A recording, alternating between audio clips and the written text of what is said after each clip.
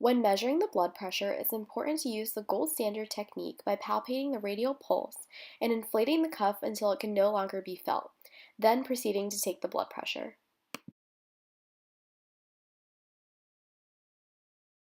Palpate the pulse rate for at least 30 seconds, but if an irregular pulse is noted, palpate for the full minute.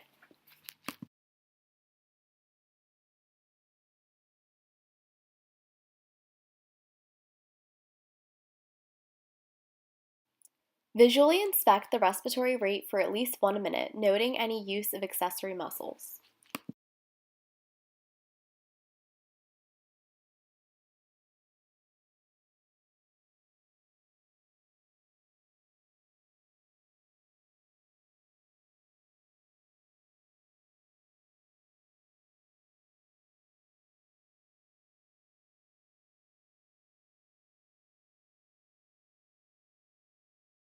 During the general survey, it's important to conduct a mini mental status exam, asking the 3 questions: what is your name, where are you right now, and what is the date today, to ensure that the patient is a valid historian. It's important to check the patient's skin in a dermatomal pattern, looking for any erythema, skin lesions, and signs of trauma, also noting any pallor and any coolness or extra warmth.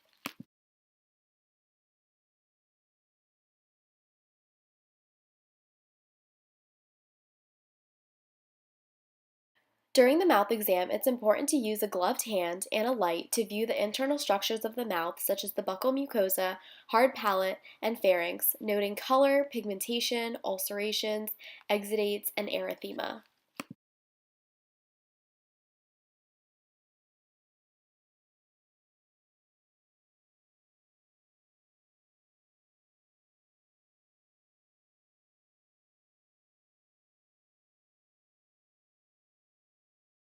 When testing for visual acuity, in order to approximate 14 inches for the positioning of the Rosenbaum chart, you can measure 2 card lengths away from the patient's eyes. During the fundoscopic exam, it's important to dim the lights for better visualization during the exam. Ask the patient to look at a spot on the wall behind you prior to beginning the fundoscopic exam. During the fundoscopic exam, you want to inspect for the red reflex, optic disc, retina, surrounding retina, fovea, and macula.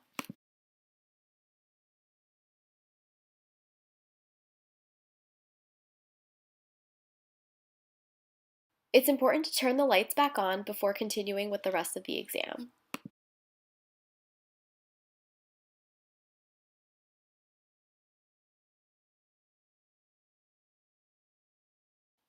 When testing the optic and ocular motor nerves, it's important to note the size and shape of the pupils, as well as the direct and consensual pupillary reaction to light.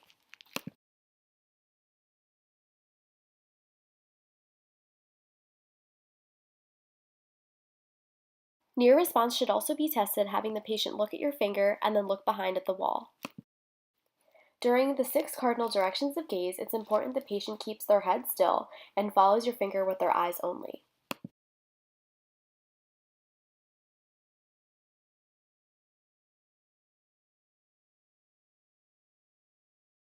To perform motor strength testing of the trigeminal nerve, palpate the clenched masseter muscle and the clenched temporalis muscle, noting the strength of these contractions.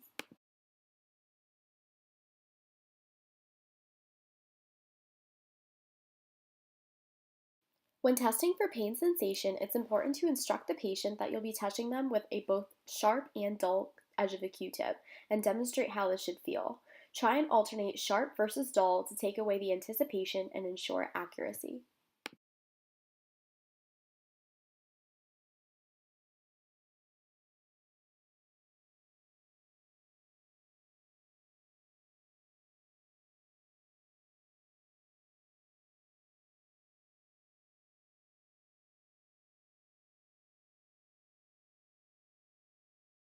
When performing light touch sensation, make sure you use a cotton wisp and not just a cotton ball.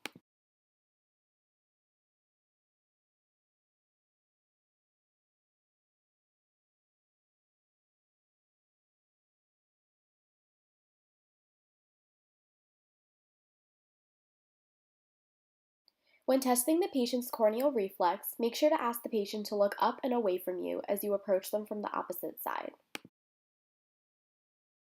When testing the patient's facial nerve, have the patient raise their eyebrows, smile, show their teeth, frown, puff out their cheeks, and have them close their eyes tightly, then try to open them. When testing the acoustic nerve, it's important to occlude one ear and whisper 3 numbers into the opposite ear.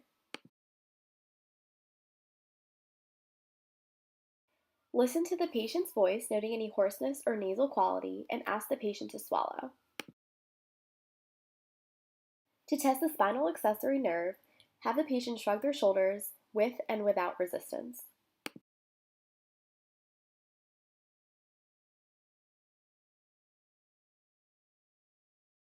To test the hypoglossal nerve, inspect the tongue and check the mobility of the tongue by asking the patient to move it from side to side in their mouth, checking the strength of the tongue.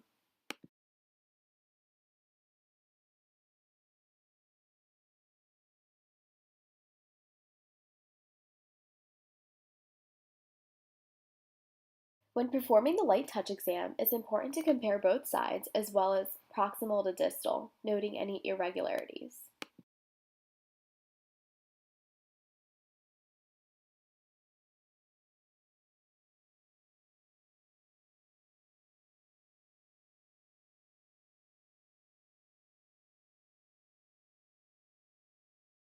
Similarly, when performing the pain sensation exam, it is also important to compare both sides and to test proximal to distal as well.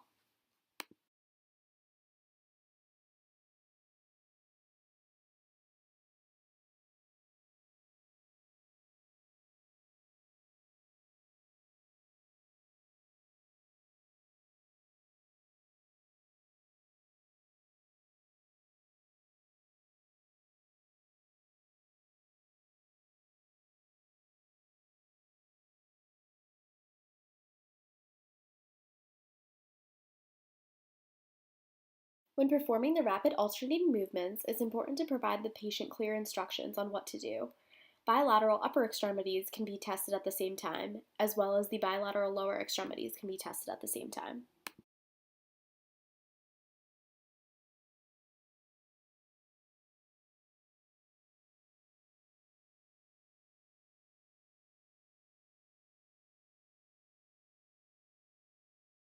Provide the patient instructions for the point-to-point movements. The bilateral upper extremities can be tested by finger-to-nose testing.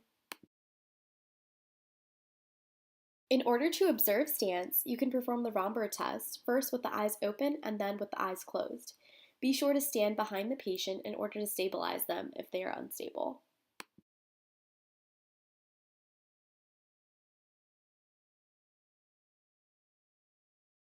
Pronator drift can also be performed by lightly tapping the patient's outstretched arms, noting any signs of weakness or instability. Observe the patient's gait by having them walk normally and then heel-to-toe walking.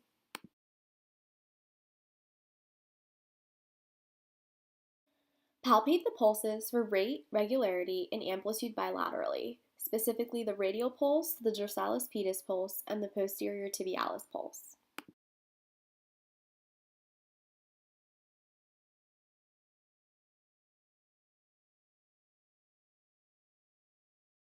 It's important to palpate the carotids and auscultate them in order to note any signs of bruits.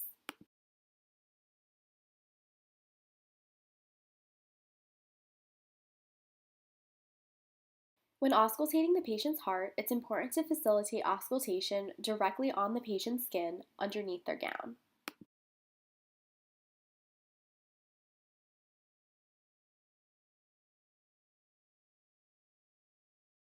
Be sure to use the bell of the stethoscope in order to listen to the left fourth intercostal space, the left fifth intercostal space, and at the apex.